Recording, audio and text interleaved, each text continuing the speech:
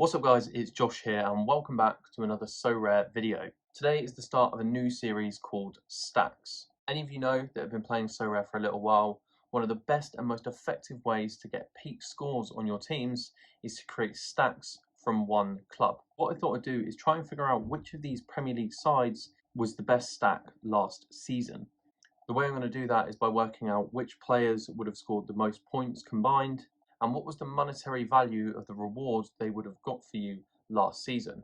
In today's episode, I'm going to be starting out with Arsenal, and I'll be doing a series going forward where I go through all of the 20 teams to see if they were a profitable team or a unprofitable team last season. So we're going to start out with Arsenal, and the first player that definitely has to sit inside the goalkeeper spot is Aaron Ramsdale. And you'll see he's an amazing player and had a really good and solid season for Arsenal last year. Didn't keep the most clean sheets towards the back end of the season, but Arsenal tailed off a little bit anyway.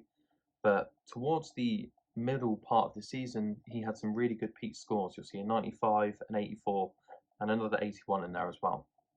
So had a really good season for Arsenal. Obviously, the only goalkeeper they've really had that has played, so obviously had to be in there.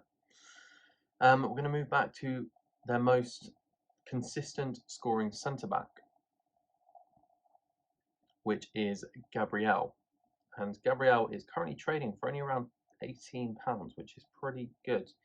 And you'll see here that he's a really consistent scorer, usually between the 55 and sort of 65 point mark.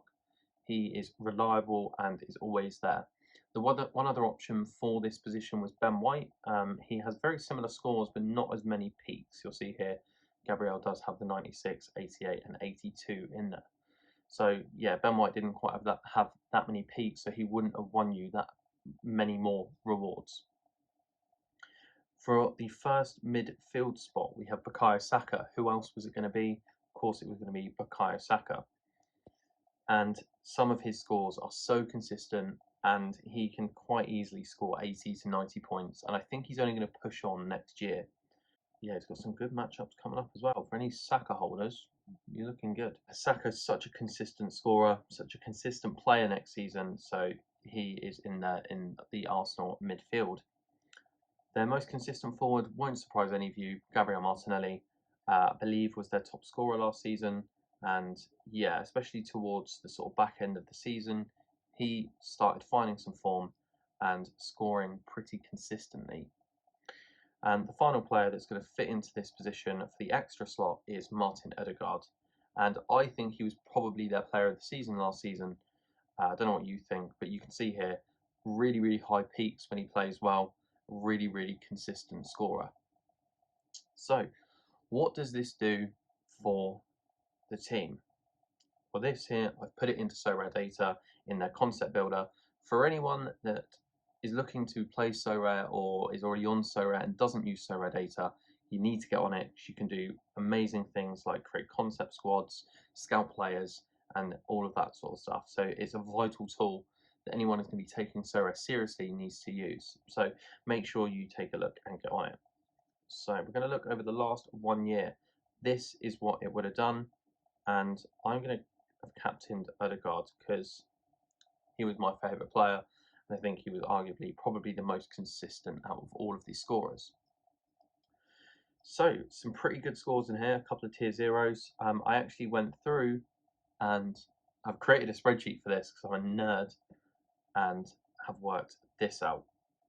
So I worked out that based on this squad, you would have won 5 tier 3s, 3 tier 2s, 1 tier 1 and 3 tier 0s if you enter the Global All-Star competition. The Global All-Star competition is the metric that I'm going to use to compare these teams.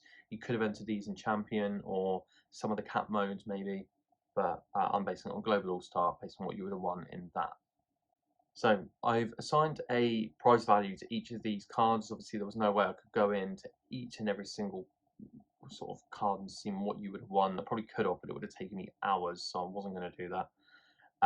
So I've assigned a rough value on each of these tiers of cards. So the tier 3s, I've given them a value of £8. That's about the average when I checked. Tier 2s, about 20 quid. Tier 1s, 40, and tier 3s, 100. tier zeros 100. These are harder to guess because the top tier zeros can be 2 to 300 quid. The bottom ones can be 70 to 80. So I thought 100 was a good middle ground. So based on this Arsenal team, you would have got £440 worth of rewards. And at the time of recording this video, the recent average price of this team was only £276, which would give you a total return of investment of £164, which I don't think is too bad. Arsenal had a really good season, and I mean, obviously these cards would have been more expensive when you picked them up last year, but it just shows that, I mean, these are the cost of what the rewards would be today. So based on the prices today and what the rewards are worth today, you would be £164 better off just by having this team. What I want you to do is I want you to leave a comment and let me know what you think the most profitable club from the Premier League is going to be. What do I expect from Arsenal next season? I expect them to do just as well, if not better, and they're going to be bringing in some big boy signings. Kai Havertz has been linked, Declan Rice has been linked, and a few others as well. So I think they're going to have a really, really strong season next year as well. So keep an eye out for them. Look to get your stacks in early because I can only see the prices increasing as we get closer to the end of the European break. It was quite a short video again, so sorry about that. But if you did like the video and like the idea of this series, then leave a like, subscribe, and I'll be doing one for each of every team in the Premier League last season to see who was the most profitable club on Sorare last season. Until then, have a good rest of your day. Thanks.